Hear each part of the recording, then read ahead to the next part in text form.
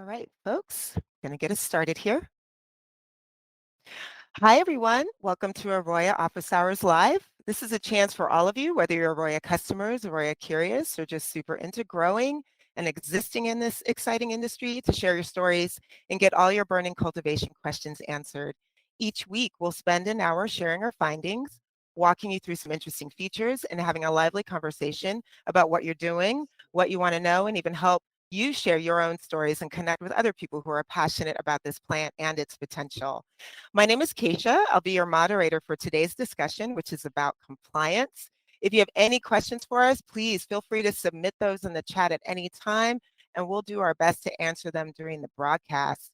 We'll also be addressing numerous questions that our Instagram community submitted. So we're going to get started. Scott and Jason, over to you. Thanks, Keisha. And it's great to be back at Office Hours and talking about something I just love, which is following the rules. Following the rules. So that's what compliance is about. And as difficult as that can be, I've thought about that. It's a kind of a strange position to be in, is that growth and success in the cannabis industry is, at least on the white market side, predicated on following the rules, when really the history of the industry is about not following the rules.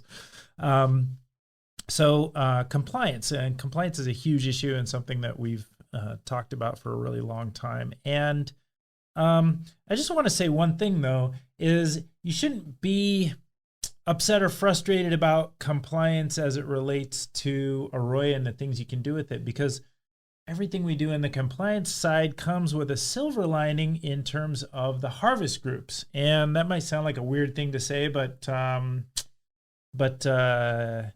what are your thoughts on that, Jason? What's the silver lining in your opinion?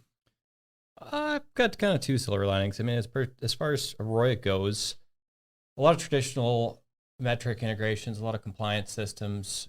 What has to be done is, you're organizing your plants by type, by birth date, by maybe stage. And what AROYA has spent a lot of energy in doing is trying to get those into groups, get those into the harvest group, so that the plant processes for submitting to compliance actually follow the growth of the plant, right?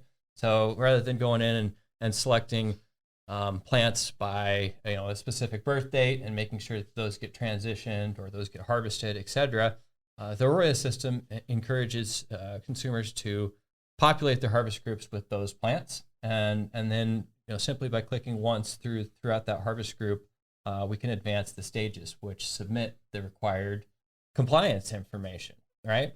And so that's obviously a nice way to offload some of the energy from the compliance manager. Mm-hmm. And it really encourages cultivators to be part of that tracking process. Another way that we can reduce the energy going into the compliance manager is we have basically a staging box, right? So as those cultivators are doing the advancement or the submission of sync events, it goes into what we have is called a compliance inbox. And that compliance inbox is a catch-all that compliance managers can keep an eye on one facility, multiple people doing those compliance events, or even multiple facilities, to make sure that the events are correct and that information is what it should be before it gets submitted to the metric database.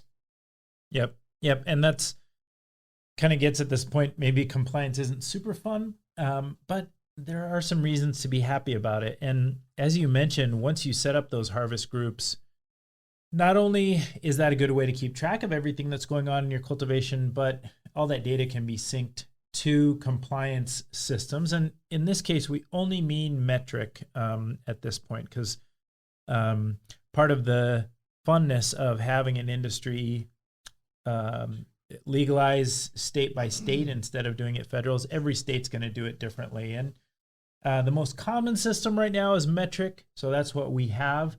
We don't have any other integrations available in AROYA right now, but the metric integration allows for everything that you're doing on the cultivation side in terms of, hey, here are the clones, and we'll talk specific about clones taken off a mother plant versus clones you buy. So where did those plants come from? taking them into propagation, veg, flower, and then harvest, and then tracking what happens after harvest. All that stuff can be synced into metric using that compliance inbox that you're talking about. And the great thing about that is if we do things in that way, then that sets us up for being able to do the analytics on the backside. So not just the compliance stuff, but then looking at which cultivars are producing the best, and are we making progress on the productivity of each cultivar, and what are our totals over a given period of time, and overall for our facility, what are our average grams per square foot per year. Those are all things that are made possible by setting up the harvest group. So I totally agree that that's the focus there. So let's sorry, did I? Yeah, I kind of wanted to talk a little bit about my experience when I was managing some of the compliance at a local facility here, and it took me a little bit of time. But what I wanted to really emphasize with people is that an adjustment of attitude towards compliance can really be beneficial for the company. So if we look at traditional industries, there's a lot of inventory control checkpoints that actually share very similar requirements to what compliance does. Yeah. And what I really came to realize was, rather than looking at this as a requirement, a hassle, a sunk cost, I began to take advantage of the business intelligence aspects that were happening. Yeah. And a lot of this stuff, for me, it was really nice because it were things that our company may or may not have invested in to do unless it was required. Yeah. And so then I started looking at this data, including historical data, and saying, hey, we've got access to a plethora of those inventory control checkpoints. Now we can start making sure that along the way, we're not losing insights. Yeah. And so rather than necessarily saying, hey, this is a requirement, this is a burden, I kind of took the other aspect and said, how much value can we drive because we're doing this anyways? Yeah. Yeah, I love how you mentioned that. And there's actually, if we had to say, like, what does Enron have to do with the cannabis industry? Well, probably nothing. But when Enron happened in the U.S., then all the lawmakers got upset that these companies were cheating their investors out of money, and they made all these new rules called Sarbanes-Oxley, and they forced all the public companies in the U.S. to implement all these new controls over everything that they were doing. And initially, it just cost companies a ton of money, and the ones that were implementing the controls just to get by, it did just cost them a bunch of money. But there were some companies that were out front and it's like, hey, how could we use these rules, figure out where our waste is, figure out how we can get better now that we have all this data coming in. And that's just like what you were talking about. It's like, yeah, we have to do the compliance stuff, but almost all businesses have to track inventory accurately. If you're in retail or you're a manufacturer like we are or whoever, you have to track your inventory. And this is just one way to do it. It makes sure everything gets done when it needs to get done. It submits all the data to your regulatory bodies so that they're happy with what you're doing, and you can use it for improving your performance, which I think is exactly the right perspective to take. So this might be a little dicey, but we're going to dive in a little bit with some screen sharing, talk about what compliance is, where compliance is found in AROYA. And I do want to say, again, I mentioned already, if you're in a non-metric state, this isn't really how it works for you right now. And we already have a question, I think, Keisha, on metric isn't available in my state. How can AROYA help us with compliance? And so let me just talk to that one first as a baseline. And the answer is that it can't help much yet. It will allow you to create plants and to track those plants and keep track of your inventories in the system. We're working on what we call non-metric compliance in AROYA, which will allow you to essentially kick out CSV reports that they can be synced to tools like, whatever, BioTrack THC or what are some other ones? Leaf is one that we hear sometimes. Help me out here. MJ Freeway. MJ Freeway and Leaf, I think, are linked at some level.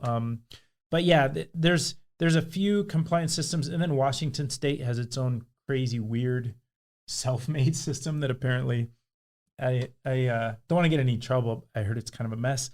and they've gone from place to place. So we are working on tools that will allow these workflows for you to use them in non-metric states. It's not ready yet, but we are working on that, and we will be making it available. So that's the answer to the first question. So if you do not have metric running on AROYA, AROYA looks different than if you have metric running. So that's the first thing to be aware of. And if you don't have metric running, I believe you don't even see, let's see, we got, no, I don't know, how do I switch this, Chris?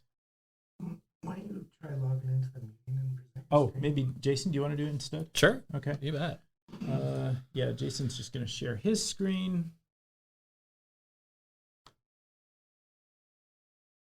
All right. So what I think Scott was mentioning is our compliance inbox. It looks like a metric shield right here. And for those of you without the metric enabled, that's not going to appear in your menu options on the left. Yep.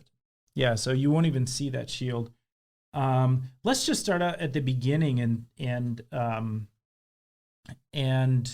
show people how to create a harvest group from from either cutting from other plants, or maybe you're taking some clones. How would that work? Absolutely. So it's very similar to the non-metric enabled AROYA product, but it's going to ask for a little bit more information, specifically talking about the serial numbers of the plants that you're looking to build into this harvest group. So as typical, we're going to jump into create new harvest group, create new group. I'm going to zoom in a little bit so y'all can see this better. So let's go into create new group. If you've got existing harvest groups being ready to build, they're going to be listed up above. We're going to start with a new one. And this is going to go through a 3-step process to get the information needed to outline this harvest group. First question is talking about the started on date, right? So great process is to start these when you're ready, and or prepare harvest groups before you're actually up to getting those clones in and starting that harvest group. So that's a good way you can do a little bit of production planning using these harvest groups. That grow recipe, you don't necessarily have to have an inputted recipe. If you've got an existing recipe that you want to use that outlines your tasks, the different phase durations, light cycles, target ranges, and alerts, you're welcome to do that. It's going to ask about the life cycle of this plant. And so we're going to just start off in the propagation phase. We're going to say it's going into veg 1 room. After that, we'll just select flower 1, and then cure room, we'll call it cure 1. So we're starting this harvest group for today. Those plants are going to be in propagation, and it's going to be looking for the sources of those plants. When we start the harvest group into propagation, the system knows that, hey, you need to build cuttings and submit those cuttings as a metric event. So if on the left side, we'll notice that it's talking about mother plants, right? So these are the plants that are flagged in the system as clone producing plants. And you've got a couple ways to do this. You can obviously just scan your plant up here, your mother plant, which is probably the most accurate, fastest way to get the exact serial number, UUID of that plant. If we type in some digits, let's say 566, it's just going to select the plants that contain those digits, right? And we could go, let's say 557 or 567. That's the next plant in the list. So we're going to take some cuts on this ice cream sherbet, or we recently did in that day, and it's going to ask what is the UID of the plant lot that you want to create. Okay, so this is a clone lot. It's a group of plants under one serial number in metric system. Same thing again, we can simply scan the tag that we're going to apply to that plant lot, or we can filter down through the list, type in the last few numbers. So we're going to do 728. You can see it there. That's the tag we're using. It's going to ask how many clones are in this lot. If you're taking multiple clone lots off this single plant, you can do that as well. You can take multiple clone lots off of multiple plants, different types of cultivars, and have that all into your one harvest group. So we're going to take, maybe 5 of these. We'll just do small lots. Let's also say we're going to put some banana OG in this room, and we're going to do 10 of these banana OGs. Excuse me, I need to select the UID here. So this is going to be that ending in 4730, and we're going to do 10 of those banana OGs. We'll record that. We've got a pretty simple lot here. Over on the right side, this is the group content. So this is outlining what plant lots are going to be submitted to that compliance inbox as a compliance event. The last step is very similar to anything that is in the non-metric workflow, and this is outlining what zones that these plants are in. This is a really important step because this is what's tying your root zone data, those sensors that are assigned to a zone, to the actual cultivar or strain type itself, right? So if I'm trying to track the performance of banana OG, I want the data from that root zone to attribute performance OG. It's basically a metadata point of this harvest cycle. Yeah, and I love this part right here because you can see the banana OG and ice cream sherbet, they're running in the same harvest group. They're going to be living in the same room. They would share the same atmospheric data. If the room's small enough, it only has one temp RH and VPD readings coming in for that room. So they share that. But then if you put the zones that those are in, the specific tables that the banana OG and the ice cream sherbet are on, have that substrate data separately within the system. That allows you to do cultivar specific data sets, but run this harvest group as, I'm running these plants all together in one room. We're going to go review and finish. It's going to say all set up. We've got these 15 plants started on today. We'll say finish.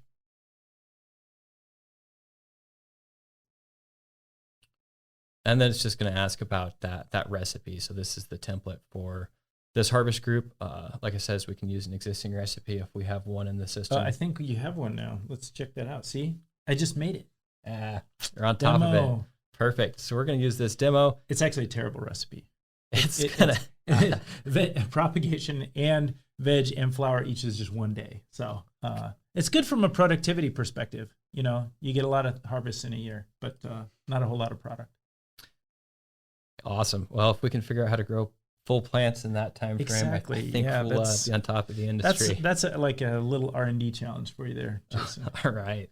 In this screen, we can also obviously set up those light schedules, target ranges, and alerts, add tasks. I think we've gone over that in our recipes creations in previous videos. So check that out on the YouTube channel, and you can dive into that information. So we're going to say save schedule. It'll give us a little confirmation down in the bottom that says that this was saved. And now if we jump into our compliance inbox, we'll notice that we've got 15 cuttings created 1 minute ago by Jason Van Leuven. And we can also look at the specifics of that. So in this dropdown, we've got the details of the mother plant, those lots were created from, including the UID, where they're located, and if they're an existing harvest group or not right now. So I know some of our clients do actually end up taking their clone cuttings from production plants that are in the veg stage. A nice way to reduce your needs for a mother room. But there's a lot of people that do take those from a mother room. So that's just a nice way to keep an idea of what those clones came from. And then the lower two line items here are the specific clone lots themselves. If we click on that, we'll get a little bit more information. We can edit the count. Maybe we actually took 15 banana OG rather than 10. It was just recorded wrong. Or this is where your compliance manager can basically do some pre-submission auditing for compliance purposes. Mm-hmm. Yeah, and that one workflow you just mentioned, taking cuttings from plants in veg, that is a good example of the work that we do behind the scenes to make sure that metric works, because it's actually a very specific thing that you have to do in metric to be able to do that. And I think there's the creation of some type of batch or some type of package. It's like you have to create a plant package or metric won't recognize it. We didn't realize that before we had the system working. Now that we have customers that are using it, we're finding these issues with metric that we're able to eliminate by just making sure that every time a customer tries to do something, it happens exactly how they want it to happen in metric. So big shout out to our dev team and the work that they've done to make all that stuff work. So you can accept the clones from, buying them from a nursery on a particular manifest that gets transferred to you in metric. So then you just accept the tags. You can take cuttings off of mother plants, as Jason showed with scanning the plant tags, or you can take those cuttings off of plants in veg. All those workflows are supported in the system. And another thing that we've kind of spent a lot of energy in making this as clean as possible to help you process each of these events. And we'll notice up here it says my sync button's grayed out, and it says plant waste recorded 2 hours ago. What this is basically doing is saying there's dependencies that need to be resolved before we can submit this.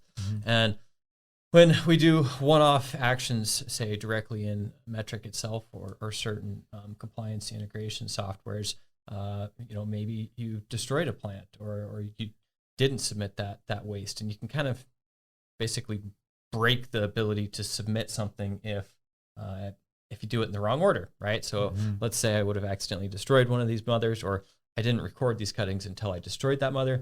This dependency hold is basically saying, hey, we don't think you necessarily meant to do something in that order, and this is going to allow you to actually do that, right? So if we would have destroyed that mother and then tried to record the clone cuttings, it would have errored out in Metric. It wouldn't let you do that. So this is basically our prevention to make these things work and notify you of any other submissions that need to be resolved before the next one can get pushed to their database. Yeah.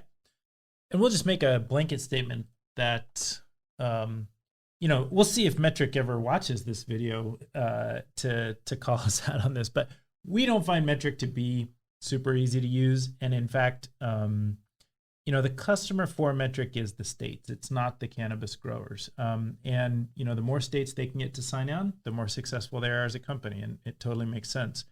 But integrating Metric in and being a verified, authorized third-party developer on Metric, which we are, allows us to put user interface pieces together that make your life easier, like preventing you from syncing something to Metrics that's going to cause a problem with Metric's system, like Jason's mentioning. And we do spend time trying to make our customers' lives easier because we see the cultivators as our customers, not the states. So let's talk about a harvest, Jason. So let's go and try and harvest 4 plants. We have a little demo set up, which is this ice cream sherbet harvest group. Yeah, and I'm just going to fill in a little bit of instruction before we are ready to harvest those plants. If we notice over here in this harvest group page, this production page, we have these action items, and these action items are basically going to be the events that submit Metrics information or submit that information to our inbox so it can be reviewed before submission. Yep. And we're going to see action items like veg to flower flow, and that would be the type of action that gives you a nice interface to step-by-step talk about what UIDs those plant lots turned into, and also allows you to control whether this harvest group is on schedule or not. So if you're a day late, you can delay that type of event. When it's ready, you click that button, and it's going to allow you to have that in your compliance inbox to sync. So, like I said, that's a great way for compliance managers to oversee a lot more actions that are going on, because it's very likely their cultivators are the ones that are in here watching the stages of these plants, making sure that they are on their production schedule, and then they can delay that if it's going to be a day or two behind, for example, or they can advance it if it happens previous to that. Mm-hmm. So, once those plants are in the flower, they've gone through their cycle, then we'll be at this harvest plants option. Sorry, and Jason, one thing I will say here is in California, typically when plants are in propagation and veg, so non-mature plants, you may have already said this, but they only have one tag per up to 100 plants, and there is a point at which they're going to get tagged every single plant as mature plants within the system. And that's just a workflow within AROYA as well, of taking those plants essentially from veg into flower and then giving them all tags, as is the workflow of just accepting tags that you get shipped from Metric and then adding them into your system so you can use them. All those things are just steps that you can do in the system. Yeah, exactly. And this harvesting is probably one of my most exciting parts of this workflow because, as you'll see behind me, we've got our AROYA Bluetooth scales, So this is a modified O-House Ranger 3000 scale, and we've got our AROYA scale carts. So this is designed to really advance the speed at which clients can harvest their plants. We'll notice that we've got a little hook down here. California does in most counties require that plants be weighed individually and that weight be recorded to the UID of the plant. And so this is going to be a quick way to get those weights individualized and entered into the system. To get that UID into the system, we've got a couple of options. Scott's got an RFID scanner in here. So all those metric tags that are supplied to cultivators in the state of California are RFID compatible. They should have the UID programmed into that RFID. And UID is unique identifier code. RFID is radio frequency identification. So that can I think be you need to plug it in. Scanned. Yeah, try and plug that in, see if it works. And Okay. got some So sample and I tags. think yes, actually do try and scan that. See, let's see if it works here. Should have. Yeah, see? Perfect. Yeah, picked it up. So what I usually recommend is clients fasten this bad boy somewhere near their scale cart.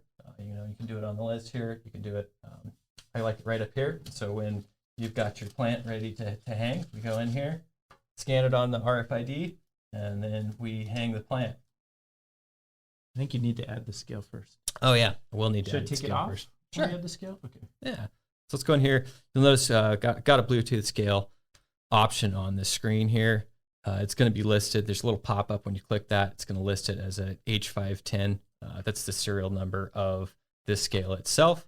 I can select that device. And then we'll say the pair option. And this will get our scale to talk to the PC. And one of the nice things that we've recently released as well is multiple PCs, multiple scales, multiple users being logged in can do this at the same time, right? So if my 4 plants probably aren't going to take that long to harvest, but I've got clients that are at 1,500 plants a room, and they will run 3 weighing stations in parallel. So right now, AROYA supports that by everyone being logged into this harvest group and weighing plants. So scanning and weighing those plants on 3 different scale RFID sessions. So effectively, you could be going 3 times as fast, 5 times as fast, whatever works best for your system. So now that we've got this connected, we'll see that we scan that RFID. We've got this 942 plant, and we are going to throw it on our scale. We ship these scales out pre-programmed to print on stabilization. So what that means is the scale knows when that weight has stabilized, and it's going to push that information right into AROYA. And we'll notice that just happened. So just seconds after that plant was hung up on the scale, that 0.3 pounds of ice cream sherbet was pushed into the AROYA system. And we're going to keep going with our harvest group here. Yeah, so you would just, as Jason said, it's going up there. Got the plant. It's pulling the weight from the scale, and there it is. And really nice thing about that is we never touch the PC, so we can stay focused on our harvest process. We're obviously not going to get resin and residual on our PCs. I also do usually recommend people kind of have this display in a spot that they can see, just so that they verify it. And I don't know if you can hear it on the camera, but we've got kind of a beep boop action that's verifying when the plant gets scanned and when that weight gets pushed through. So we'll finish this up, and then we'll notice up in the top right, we've got our review and finish button, which will become available after all the plants in this harvest group have been weighed. So we notice that review and finish is up there. We've got a few options here in this review and choose room. Basically, this is saying, hey, tell AROYA where you're going to put those plants so that we can appropriately build a sync event to go into metric. If you do need to modify this, say, you had a weight come through a little bit off, or you just need to destroy a plant, any of that type of stuff, this is a great time to simply click on it. We're going to notice, hey, it's got that editing option under this plant, and you can modify it. We could even select and say, hey, this plant is going to fresh frozen, right? So it's going to be not going directly into a cure room or a dry room. It's going to be shipped out. So we need a package tag to be sold. And so we'll notice when I clicked on fresh frozen there, it's going to ask for that package ID, and we can select that. I'm just going to keep these all as wet flowers so that we can see how this works out. It's going to give us congratulations, tell us the total yield of this harvest group, how many that we did, average per plant. It's going to allow us to change the batch name. So if your company has a specific way of tracking the names of these plants or these harvest groups, this is a great time to edit as well. It does ask about plant waste and about batch waste. So it's going to be able to push metric events for each one of these items that is required by that state system. We're just going to go into finish, and that button there is going to be what pushes our metric event. One of the things that we also notice here is it took us right to this inventory. So in the production page here, and I'll just highlight up across the top, we've got the groups and recipes that all AROYA customers are used to. And then we have the total inventory items here. So growing plants is going to be all of the plants that are in your metric database. Nice, easy way to filter out by type, cultivar, by room, which harvest group they're specified for. So this is where you can manage it if you needed to, a little bit more similar to a traditional system. That harvested inventory, after I harvested that plant, it took us right into here, and it showed us, it highlighted this ice cream sherbet wet flour weight. This is the one we just did.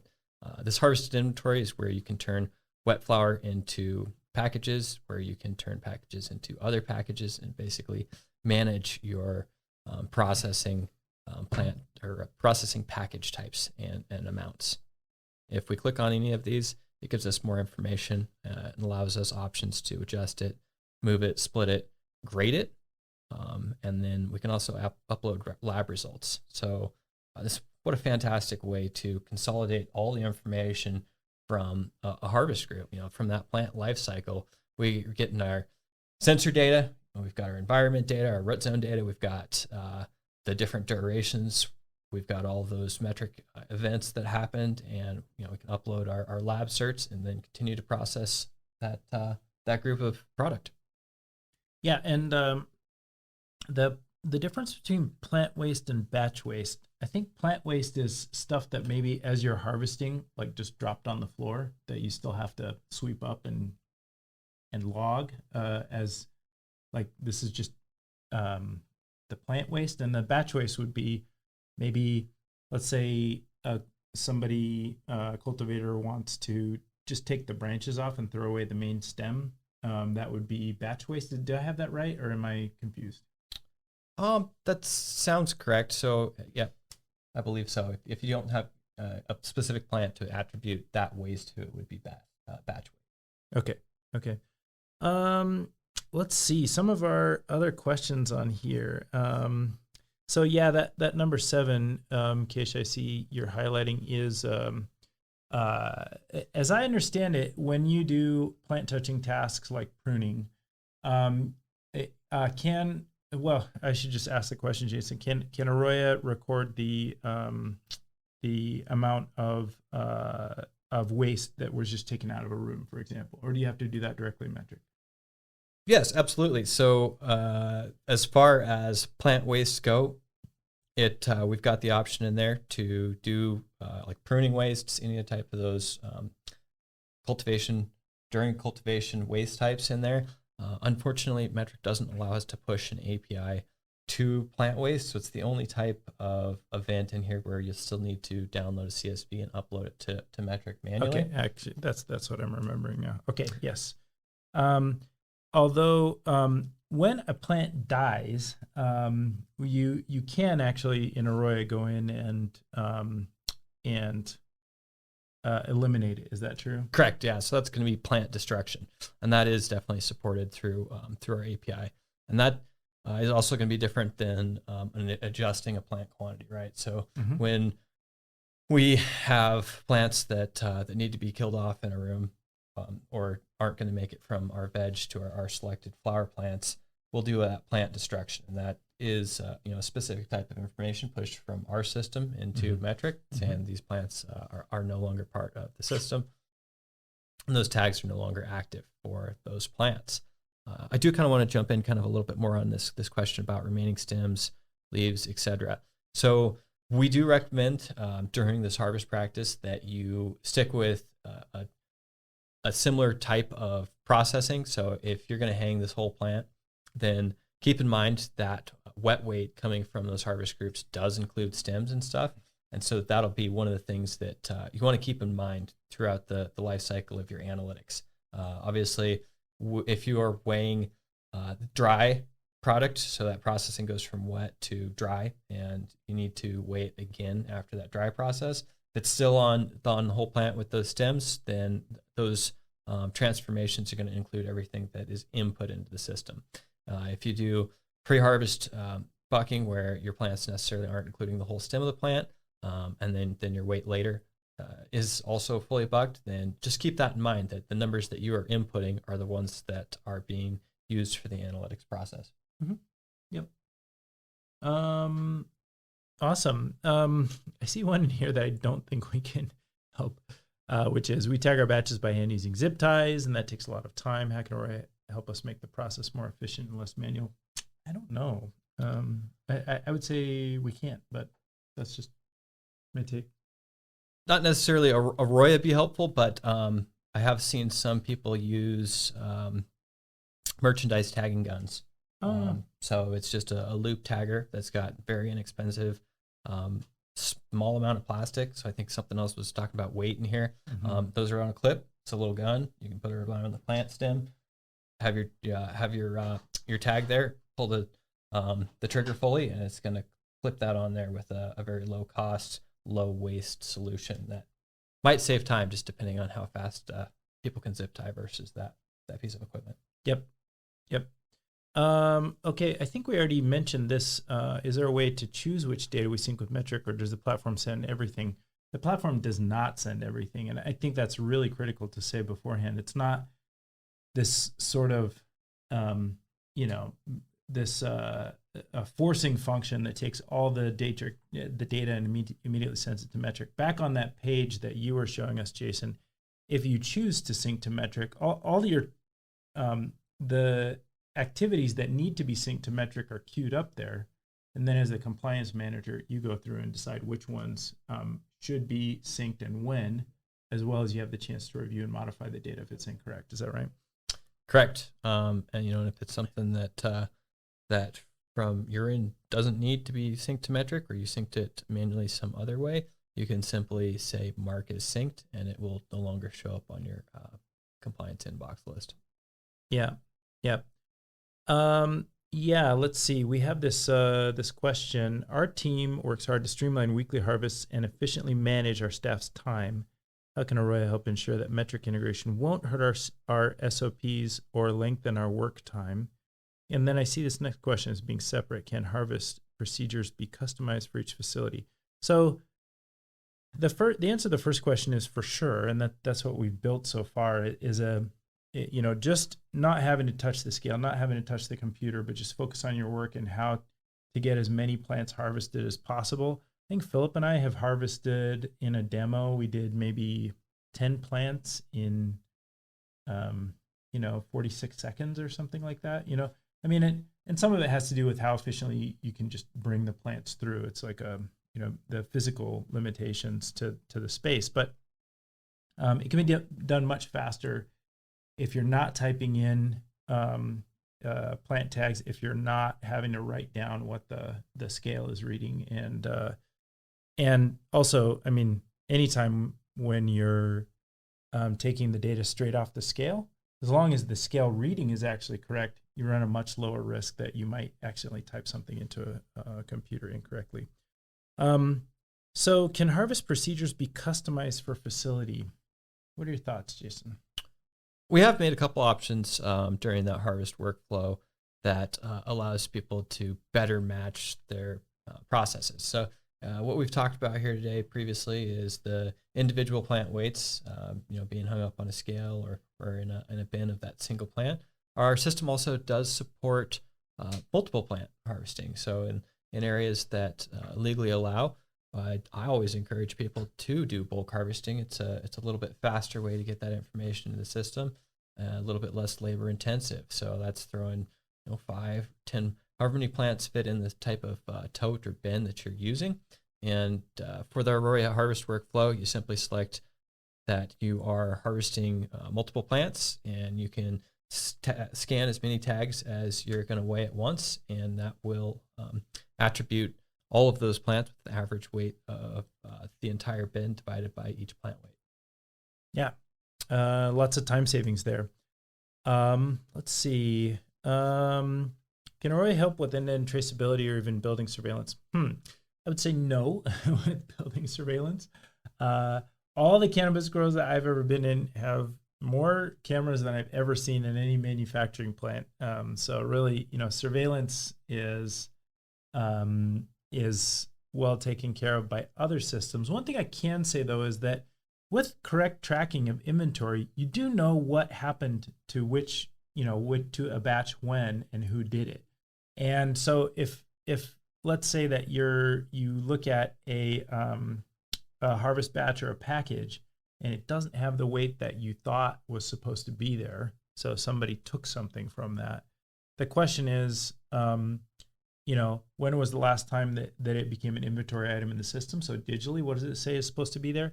And then, and then that would allow you to go and look at some, surveillance footage to see what actually did happen. Any other applications you can think of? Not necessarily a direct surveillance type, but historically, I've noticed anomalies in the data traces, and not on the same terms of maybe watching employees or tracking people, but if I see a decrease in relative humidity at a specific time, maybe last night, and we go in there and the humidifier is kaput, maybe the line got clogged, maybe it's unplugged, etc. It's a nice way to know how long that has been impacting our room, right? I think one of my most favorite examples is when we came into the greenhouse, or when I was looking at the data before we went into the greenhouse one morning, and I noticed something was real off with our humidity and our temperature in one part of the greenhouse. And oddly enough, when we went in there, the fan motor was laying on the floor, so it wasn't bolted in as well as it should have been, and it was probably one of my first realizations of how powerful reading data charts was, because this is something that, hey, I can see something's wrong without ever even going into the room. And then upon a little bit further investigation, in this case, it was extraordinarily obvious what the culprit was. Yeah. Yeah. Okay. Yeah, and I do think for keeping an eye on your operations as a whole that data is really crucial. So last question I see on our list, do you have a complete meter produce grow guide for commercial cultivators? The answer is yes, we do have what we call Quick Start Guide. It includes a lot of really useful information about getting going with growing in general. It also it introduces people to the platform. But I don't, one thing that we are missing at this point is this benchmark data or actual SOPs to say, like, do this, a list of things. And one of the reasons that we don't have SOPs is that at this point is that we've struggled to make them broad enough that they apply to our entire customer group, while making them specific enough that they can actually be helpful to our clients. And the other thing with SOPs is that SOPs really need to be owned by the cultivator and the cultivator's team. So even if we say, hey, these are the SOPs, the cultivator has to take responsibility for that and implement it into their operations and say, I own this now, or my team owns this. So it is something that we're working on aside from the Quick Start Guide and from working with our specialists on the AROYA team. We don't have like a stack of SOPs or staff training protocols outside of using AROYA that I'm aware of. Jason, is that true? That's very correct. You know, one of the things that we do work very closely with our clients on is making sure that they are taking full advantage of recipes. And as we've talked about historically, those recipes are the statement of intent, and they should be built up by your head cultivator or your director of cultivation, and they should be as complete as possible to help everybody in the system. So when we talk about, you know, an SOP for what should the humidity be at a specific time, or what should the temperature be during a specific phase of this plant cycle, building those target ranges in there is an easy way to communicate to everybody at your site that's using AROYA what they're supposed to be. And then obviously that data return is a great way for them to understand and track how closely they are matching that target. And even on a farther extreme, those alert ranges, which I usually recommend people have some amount of deadband between their target range and their alert range. Yeah. That alert range is going to tell anyone who's subscribed to that notification that the conditions of that room are quite a ways off, right? Yep. And so those recipes are a great way to kind of describe your growing intent, your SOP, as far as what tasks need to be done at what time, what ranges those rooms should be operating in. And then when we jump into the analytics part of that harvest group, we can look at how closely we achieved that intent, right? So those target ranges over the harvest group, it'll tell us, hey, we went 2 days outside of our humidity range, and we're like, well, that was when our humidifier was down. Yeah. And I really like how you make that connection between recipes and SOPs, because you know, that recipe can be an expression of what you expect to happen and then what you want to happen. And then alerts, like if you put a target range in there, if you're looking on something like a kiosk, that iPad-like app that sits outside the room is going to tell you, you know, it's going to turn red if it's outside of a target range. But it may not alert you because, you know, you want to save the alerts for stuff that you really need to be texted about or get an email about or whatever. Is a higher level of attention that needs to be given, and you don't want to have this alert fatigue. So setting up those ranges and those alerts, and the ranges for targets and alerts, as well as the tasks in the system, are great ways to create an expectation. Like this is what I expect to happen. And things like pictures are great ways to, in some cases, say this is what did happen. This is how the plants look today. This is how they looked after we did our pruning tasks, for example. So AROYA can help in that way, even though we don't have documents that we give you verbatim and say, hey, these are your SOPs for growing, because everybody's systems and procedures, personnel, facilities are going to be different and require different approaches. I think those are all the questions. Keisha, what did we miss? You got them all. What a great conversation. I actually really learned a ton. So thank you, Scott and Jason, so much. And thank you to everybody who submitted questions. Please continue to do that. Thank you also for everyone who joined us for this week's office hours. We do this for you. This is your time. Any questions you have about AROYA, how it can be used to improve your cultivation production process, any topics you'd like covered in future office hour sessions, please do let us know in the chat. Shoot us an email at support.aroya@metergroup.com or send us a DM on Instagram. We definitely want to hear from you. We record every session, and we'll be emailing everyone in attendance a link to the video from today's discussion. It'll also live on the AROYA YouTube channel. Like and subscribe while you're there. And if you find these conversations helpful, please feel free to forward it to anybody who might find it of interest as well. Thank you all again, and we'll look forward to seeing you all next week. Thanks, Keisha. Thanks, everyone. Thank you. That was great.